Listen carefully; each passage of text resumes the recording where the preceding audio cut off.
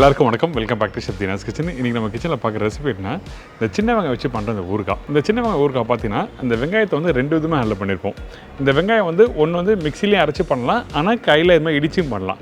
இந்த இடிச்சு பண்ணும்போது என்ன கேட்டிங்கன்னா அது முழுசாக இருந்தால் தான் சாப்பிட்றதுக்கு நல்லாயிருக்கும். நீங்கள் வந்து லைட்டாக அரைச்சி பண்ணும்போது ரொம்ப குறக்குறன்னு ஆயிடுச்சுன்னா அந்த வெங்காயம் தெரியாது சாப்பிடும்போது. அதனால தான் வந்து ரெண்டு பக்கத்தில் காமிச்சிருக்கேன். உங்களுக்கு எந்த பக்கம் உங்களுக்கு ஈஸியாக இருக்குமோ பண்ணிக்கலாம். அதே டைமில் இந்த வெங்காயம் குக் பண்ணுற பக்கம் என்ன, இதில் வந்து மிளகாத்தூள் எப்போ போடுறோம், அதுக்கப்புறம் வெல்லம் எப்படி போடுறோம், இந்த புளியை வந்து வறுத்து போடுறோம். இது எதுக்காக இது மாதிரி வறுத்து போடுறோம் அப்படின்னு சொல்லி ஒரு காரணத்தோட இந்த ரெசிபி பண்ணியிருக்கேன். நீங்கள் ட்ரை பண்ணி பாருங்கள். இது வந்து தயிர் சாதம், கிள்ளி போட்ட சாம்பார், அப்புறம் ரசம், அதுக்கப்புறம் இட்லிக்கு தோசைக்கு எல்லாத்தையும் தொட்டு சாப்பிடலாம். ஏங்கன்னா இதில் இனிப்பு தன்மையாக இருக்குது, புளிப்பு தன்மையாக இருக்குது, ஒரு மைல்டான ஒரு காரம் இருக்கும். ரொம்ப சூப்பரான ரெசிபி. அது மட்டும் இல்லை, இந்த ரெசிப்பியில் பார்த்தீங்கன்னா அந்த வெந்தய பொடியும் அதுக்கப்புறம் அந்த கடுகு பொடியும் வறுத்து போட்டிருப்போம். அந்த வறுத்து போடுற பொடியை வந்து கொஞ்சம் அதிகமாக ஆனால் என்ன ஆகுன்னா உங்களுக்கு தோற்புத்தன்மை அதிகமாகும். ஸோ அந்த மாதிரி இல்லாமல் இருக்கிறதுக்கு எந்த குவான்டிட்டி போட்டால் கரெக்டாக இருக்குன்னு சொல்லிட்டு தெளிவாக வீடியோ கொடுத்துருக்கேன். இந்த ரெசிப்பியை எப்படி ரெடி பண்ண சொல்லி ஸ்டெப் பை ஸ்டெப்பாக பார்க்கலாம். இந்த சின்ன வெங்காயத்தை நம்ம என்ன பண்ணுறோம், தோல் சீவி எடுத்துக்கங்க. கரெக்டாக 3/4 கிலோ. இந்த வெங்காயத்தை நம்ம என்ன பண்ணுறோம்னா ரெண்டாக பிரிக்க போகிறோம். அதாவது கிட்டத்தட்ட ஒரு 600 கிராம்ஸ் வந்து நம்ம வந்து இடித்து எடுத்துக்க போகிறோம். மீதி 150 கிராம் வந்து முழுசாக போட்டு குக் பண்ண போகிறோம். அதுக்கு நம்ம என்ன பண்ணுறோம், இந்த வெங்காயத்தை ஃபஸ்ட்டு அந்த 600 கிராம் இடிச்சுக்கிறோம். இந்த மாதிரி இடித்து எதுக்காக பண்ணுறோம் சொல்கிறேன்னா காரணம் இருக்குது. இந்த மாதிரி இடித்து பண்ணும்போது பார்த்திங்கன்னா அந்த வெங்காயம் வந்து அந்த சாறு வெளியே போகாது. அதே டைமில் வந்து அந்த வெங்காயம் 1-2 முழுசாக அப்படியே இருக்கும். அப்போ தான் இந்த ஊறுகாய் குக் பண்ணி முடிக்கும் போது உங்களுக்கு வந்து பல்ல படும்போது நல்லாயிருக்கும், அதாவது சாப்பிட்றதுக்கு நல்லாயிருக்கும் சொல்ல வரேன். பார்த்தீங்களா, இந்த மாதிரி பக்குவம். இது இடிக்கிறதுக்கு ரொம்ப கஷ்டமாக இருக்குது அப்படின்னு நினச்சிங்கன்னா அந்த டைமில் இந்த மாதிரி மிக்ஸி ஜாரில் போட்டு நீங்கள் அரைச்சிக்கலாம். ஆனால் என்னோடய சஜஷன் பார்த்தீங்கன்னா இந்த மாதிரி மிக்ஸி ஜாரை யூஸ் பண்ண வேண்டாம். ஏங்கன்னா ரொம்ப அரைச்சிட்டிங்கன்னா உங்களுக்கு கரெக்டாக இருக்காது. அந்த வெங்காயம் ஒன்றும் பாதியாக இடித்து நீங்கள் குக் பண்ணால் மட்டும்தான் அந்த டேஸ்ட், அந்த புளிப்பு, இனிப்பு, காரம் எல்லாமே சேர்ந்து வரும். அதனால் அப்படி முடியாதவங்க இந்த ஆப்ஷன் யூஸ் பண்ணலாம். ஆனால் இருந்தாலும் என்னோடய சஜஷன் வந்து இடித்து பண்ணுறது மட்டும்தான். சரிங்களா? அடுத்தது இதுக்கு மசாலா ரெடி பண்ண போகிறோம். எப்பவும் போல் இந்த ஊறுகாய்க்கு வந்து நீங்கள் கடுகு வெந்தயம் வறுத்து பண்ணுவீங்களே, அதனால் 2 டேபிள் ஸ்பூன் கடுகு போட்டிருக்கேன். இந்த கடுகு போட்ட உடனே பொரிஞ்சு வரும். அப்படி பொரிஞ்சு வர டைமில் உடனே பிளேட்டில் மாற்றிடுங்க. கடுகு வந்து கருகக்கூடாது. கருகுனா கண்டிப்பாக வந்து கசப்பு தன்மை வரும். அதே மாதிரி தான் வெந்தயம் வந்து வறுக்கும் போது ஸ்லோ ஃப்ளேமில் வறுத்து எடுத்துருங்க. சேம் குவான்டிட்டி, அதாவது வெந்தயமும் 2 டேபிள் ஸ்பூன் போட்டிருக்கேன். நீங்கள் வெந்தயம் போட்ட உடனே லைட் ப்ரௌன் கலர் மாற ஆரம்பிக்கும். அந்த டைமில் ஏற்கனவே வறுத்து வச்சுருக்க அந்த கடுகோட பிளேட்லேயே போட்டுருங்க. எல்லாத்தையும் ஒன்றா மிக்ஸ் பண்ணி சூடு ஆறின பேருக்கு நீங்கள் அரைச்சிங்கன்னா டக்குன்னு இந்த மாதிரி பொடியை அரைச்சி எடுத்துடலாம்.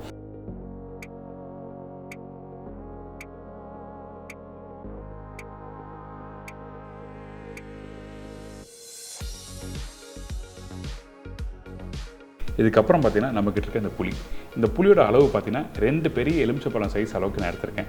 இந்த புளியை வந்து நம்ம என்ன பண்ணுறோம், லைட்டாக எண்ணெயில் வதக்கிட்டு அதுக்கப்புறம் ஊற வைக்க போகிறோம். எதுக்காக இந்த மாதிரி கொஞ்சமாக நல்ல ஊற்றி இது மாதிரி வதக்கிறேன்னு கேட்டோன்னா காரணம் இருக்குது. அந்த புளிப்போட தன்மை அதிகமாக இருக்கக்கூடாது. அதனால் நம்ம என்ன பண்ணுறோம், லைட்டாக வதக்கிட்டுனா அந்த தன்மை மாற ஆரம்பிச்சிடும். அதே டைமில் நீங்கள் வதக்கும் போது பார்த்தீங்கன்னா ரொம்ப நேரம் குக் பண்ணாதீங்க. அதிகபட்சம் ஒரு 2 செகண்ட் லைட்டாக அந்த சூடில் போட்டு எடுத்திங்கன்னா உங்களுக்கு கரெக்டாக இருக்கும். அதுக்கப்புறம் இந்த மாதிரி ஒரு பவுலில் போட்டு தண்ணி ஊற்றி நல்லா கரைச்சிடலாம். ஈஸியாகவும் இருக்கும். அடுத்தது திருப்பியும் அந்த சட்டியில் வந்து கொஞ்சமாக நல்லெண்ணெய் ஊற்றிருக்கோம். இந்த இடத்துல நல்லெண்ணெய் பார்த்தீங்கன்னா ஒரு 150 ml-லேருந்து 200 ml நல்லெண்ணெய் யூஸ் பண்ணியிருக்கேன். என்னடா எண்ணெய் அதிகமாக இருக்குன்னு சொல்லி நினைக்க வேண்டாம். எந்த ப்ரிப்பரேஷன் எண்ணெய் அதிகமாக இருந்தால் தான் குக் பண்ணி முடித்த பிறகு 2-3 நாள் வச்சு சாப்பிட முடியும். இந்த எண்ணெய் சூடான பிறகு கடுகு தாளிப்பாக போடுறோம். இந்த கடுகு போட்ட பிறகு அந்த இடிக்காத வெங்காயம் இருக்குல்ல, சின்ன வெங்காயம், அந்த வெங்காயத்தை போட்டு ஒரு 2 நிமிஷம் நல்லா குக் பண்ணுங்கள். கொஞ்சம் லைட்டாக வதங்கி வர டைமில் அதுக்கப்புறம் இடித்து வச்சுருக்க அந்த வெங்காயத்தையும் இதில் போடுறோம். ரெண்டுத்தையும் நல்லா குக் பண்ண ஆரம்பிக்கிறோம். ஏன் இந்த மாதிரி சொல்கிறேன்னா, நீங்கள் எல்லாமே இடித்து போட்டிங்கன்னா உங்களுக்கு வந்து அந்த வெங்காயம் வந்து மசிஞ்சு போகணும், நல்லா இருக்காது.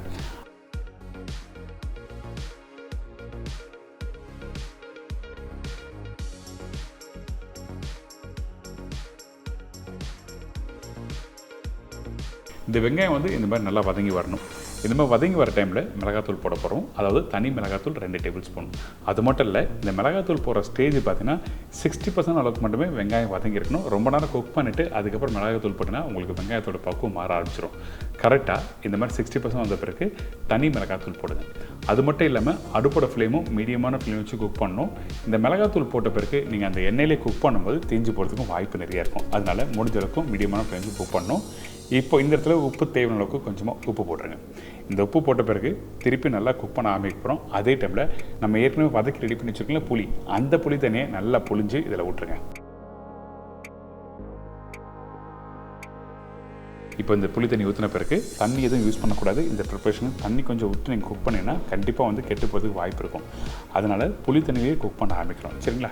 இப்படி போட்ட பிறகு மீடியமான ஃப்ளேமில் ஒரு 5 நிமிஷம் நல்லா குக் பண்ணுங்க. குக் பண்ணி முடித்த பிறகு அதுக்கப்புறம் நம்ம பார்த்திங்கன்னா இந்த பக்கம் வந்திருக்கும்.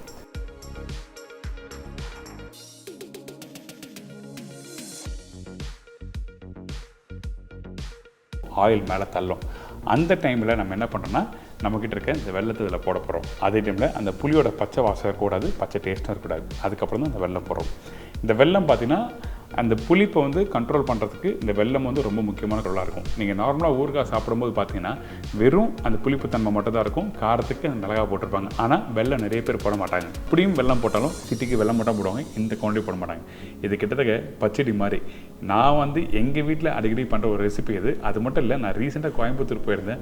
அங்கே பார்த்தீங்கன்னா ராஜன் அண்ணன் வந்து நமக்கு வந்து இந்த ரெசிபி பண்ணலாமா அப்படின்னு சொல்லி கேட்டார். ஸோ திடீர்னு ஞாபகத்துக்கு வந்தது. அதனால தான் இன்றைக்கி இந்த ரெசிபி உங்களுக்கு பண்ணி காமிச்சிருக்கேன். ரொம்ப நல்லாயிருக்கும். கடைசியாக அந்த வெல்லம் போட்டு குக் பண்ணி முடிச்ச பிறகு நம்ம ஏற்கனவே ரெடி பண்ணி வச்சுருக்கோம் பார்த்தீங்களா, அந்த கடுகு வெந்தயம் பொடி. அந்த பொடி பார்த்தீங்கன்னா கரெக்டாக 3/4 டேபிள் ஸ்பூன் அளவுக்கு போட்டிருக்கேன். மீதி பொடியை வந்து டப்பாவில் போட்டு வச்சுருங்க. ஏன் அதிகமாக வச்சு பவுடர் பண்ணியிருக்கேங்கன்னா, நீங்கள் வறுக்கும் போது சரியாக வறுபடாது. அதனால் கொஞ்சம் குவான்டிட்டி அதிகமாக சொல்லியிருப்பேன்.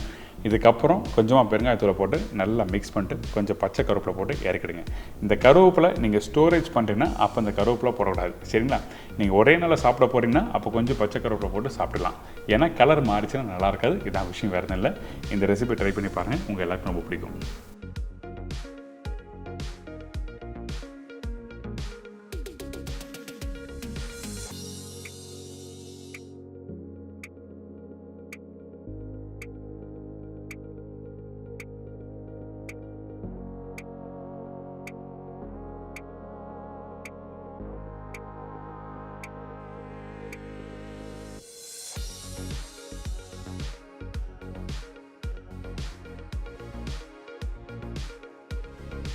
இப்போ உங்கள் எல்லோரும் தெரிஞ்சிருக்கா அந்த சின்ன வெங்காயம் ஊறுகாய் எப்படி பண்ணுறது. நீங்கள் வீட்டில் பண்ணலாம். என்ன வெங்காயம் கொஞ்சம் காஸ்ட்டு கூட, ஒரு 100 ரூபா 120 ரூபா வரும் அந்த காஸ்ட்டு. பட் இருந்தாலும் ட்ரை பண்ணி பாருங்கள். நம்ம நாக்குக்கு ருசியாக சாப்பிடணும் டைமில், அந்த டைமில் இந்த மாதிரி செலவு பண்ணி சாப்பிட்றது, நல்ல பொருள் வச்சு பண்ணுறது ரொம்ப நல்லாயிருக்கும். இது உங்கள் எல்லாருக்கும் ரொம்ப பிடிக்கும். இதே மாதிரி இன்னொரு புது ரெசிபி சந்திக்கிறேன் நாளைக்கு. வணக்கம். சி பாய், டேக் கேர்.